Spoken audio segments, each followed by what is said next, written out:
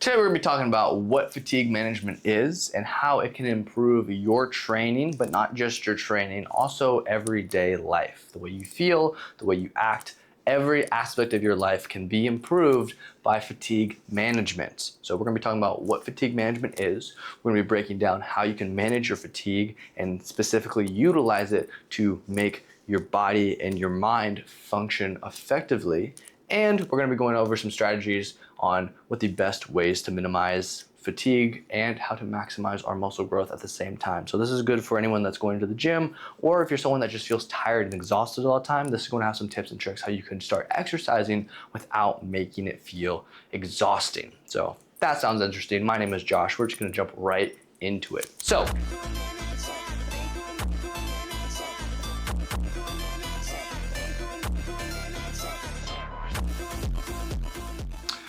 fatigue is just your body getting run down. Not necessarily getting sick, although that can happen if you get too fatigued. Your immune system can get run down and allow viruses to come in. Now, there are a couple types of fatigue. Now, we're gonna talk about fatigue as a whole, as a feeling, right? We're not gonna talk about things like systemic fatigue. We're not gonna talk about calcium ion fatigue. We might touch a little bit on that. Fatigue as a whole is just your body feeling run down, that tired feeling, the achy feeling, the feeling that you're just, fatigued. You know the feeling. Now, when we talk about fatigue, we want to manage our fatigue so that way we can minimize the effects of that fatigue and maximize the benefits of having an active lifestyle and or doing exercise like weightlifting. But first, we need to understand exactly where that fatigue is coming from. It's coming from activity, bad recovery, or stress. Those are the three main places that your fatigue is coming from. So the question is, we know where the fatigue is coming from. How do we balance all these things? Because let's be real, we're not getting rid of work stress. We're not getting rid of our activity.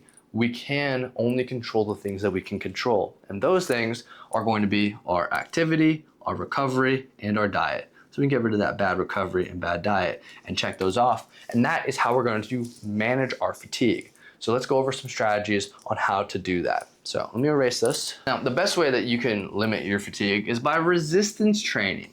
Now, I can already hear you saying, well, resistance training is very fatiguing. You're lifting some heavy weight. You're doing a lot of sets and reps. That's going to be very fatiguing on your body. You're going to be tired from that, right? And you're absolutely correct. So how do we minimize the amount of fatigue that we generate while still allowing the activity to not only give us the benefits of having more muscle mass and being healthier, having all that blood flow and circulation, all that good stuff, but how does it minimize our fatigue? Well, if we're doing resistance training, we're going to do low volume, high intensity. Now, low volume, high intensity is amazing. I didn't come up with low volume, high intensity. Low volume, high intensity has been around since forever now.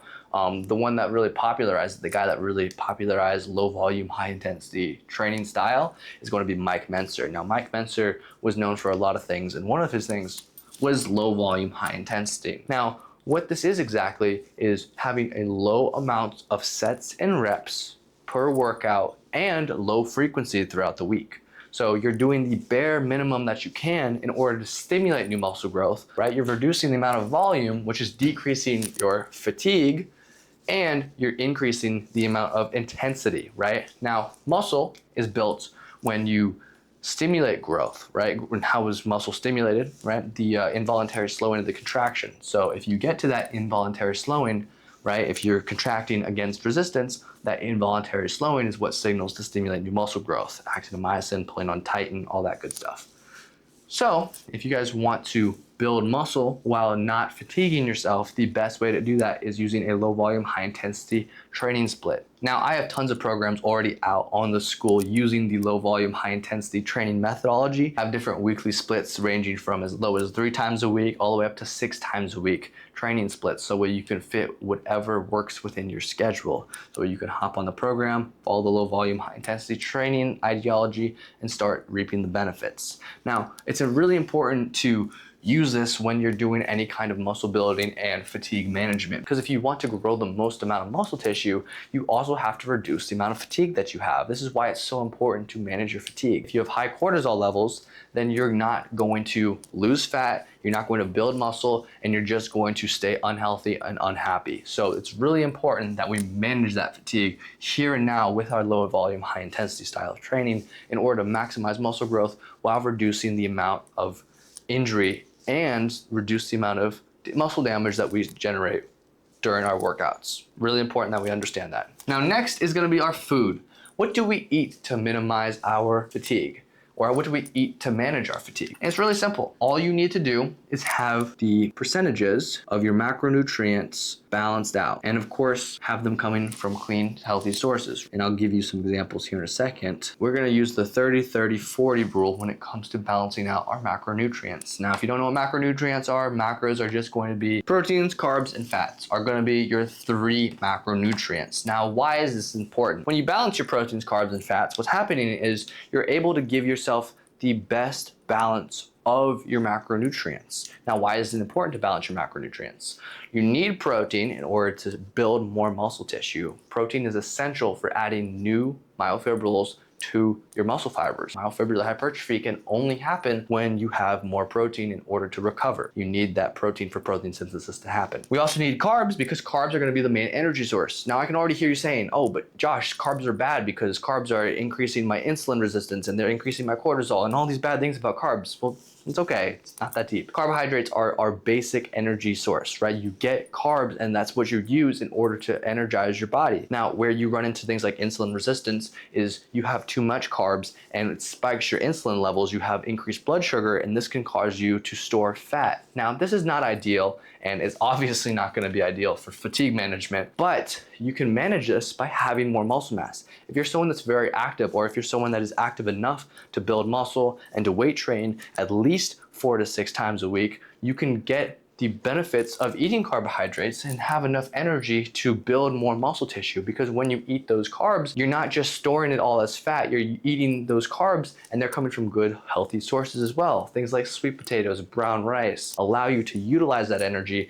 to build more muscle tissue, because the goal here should be to increase muscle mass so we can increase our metabolism, increase our energy levels, and overall increase the amount of food that we can eat if you're someone that enjoys eating. So it's really important that we make sure that we're having carbs, especially if we're trying to build muscle and lose weight. Otherwise, you're going to feel sluggish and slow, and you're not going to have the energy in order to push hard in the gym. You're going to miss out on the intensity part of high intensity. You might get the low volume right, but you also might get low intensity, and that's not how we build muscle. So carbs are super important. Now, fats are also very important. You need your healthy fats in order to maintain things like hormonal health, things like joint health. It's really important to have healthy fats coming from things like avocados that allow you to have better hormonal health and better brain cognition as well. So it's really important that we balance our macronutrients. We cannot be eating out 5 times a week. We cannot be getting DoorDash 4 times a week. We got to be cooking our own meals, which is why it's crucial that you meal prep. Now, meal prepping is not going to be something very easy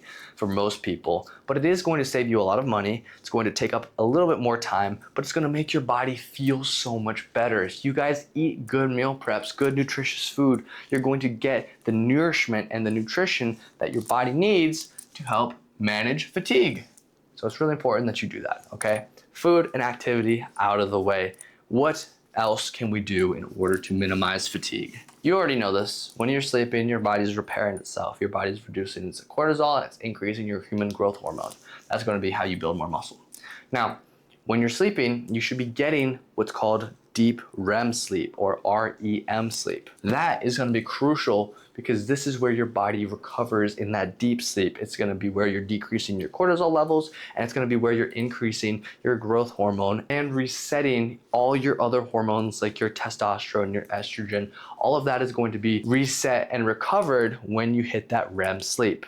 Now, how do you get to REM sleep? REM sleep is on average going to take about an hour of deep sleep to get into, but everyone's cycle is going to be different as they sleep. So on average, I say get around 7 to 9 hours of sleep each night. Now, if you have a hard time getting that 7 to 9 hours of sleep, or you have a restless sleep, it might be because you are low on magnesium. Magnesium is a mineral that your body needs in order to help reset itself. You can take a magnesium supplement in tablet form, so that way your body can digest it and get the minerals that it needs in order to help you get into that deep sleep. This is also going to be similar to melatonin. Now, melatonin is different because melatonin is a chemical that your body naturally produces in order to help get you ready for sleep. If you have a lot of activities throughout the day that are tiring you out, you should have no trouble going to sleep. But if you do have trouble going to sleep and you have a very active lifestyle, make sure that you turn screens off at least 30 minutes before bedtime. I like to say an hour before bedtime just to be safe so you don't get that blue light to wake up your brain. And make sure that you are winding down as you get closer to your bedtime. And it's really important that you have a set sleep schedule. So if you go to bed at 9 a.m., better make sure that you're in bed ready to sleep at 9 a.m. so you can wake up the next day at like 6 or 8 or whatever time you wake up. So make sure that you have a set sleep schedule. Make sure you're taking your magnesium supplements if you need magnesium,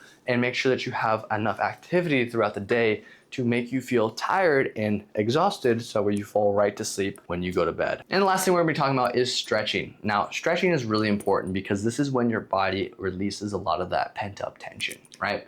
Now, if we know that fatigue is just the feeling of being tired, feeling of being exhausted, we wanna manage that fatigue in a way that is going to allow us to reduce the amount of stress that our muscles hold. So by stretching, you're going to be lengthening the muscle tissue, you're going to be allowing for more blood flow, more circulation to get into those muscles and help you recover a lot faster, because if there's more blood flow, you're going to get more oxygen, more metabolites to the muscle and help you recover a lot faster. And stretching just feels good. It helps reduce the amount of mental fatigue. It takes a lot of focus as well to stretch, so that can help reduce any kind of mental stress that you might have, maybe with work, maybe with personal stuff. Whatever it is, stretching can help you get your mind into a more calm state, which can reduce mental fatigue as well, which is something we talked about at the beginning, how that can affect your fatigue levels on a day-to-day basis. So make sure you're doing stretching. I like to stretch about 20 minutes every single day. You can do it in the morning or in the evening before you go to bed. Both are just fine.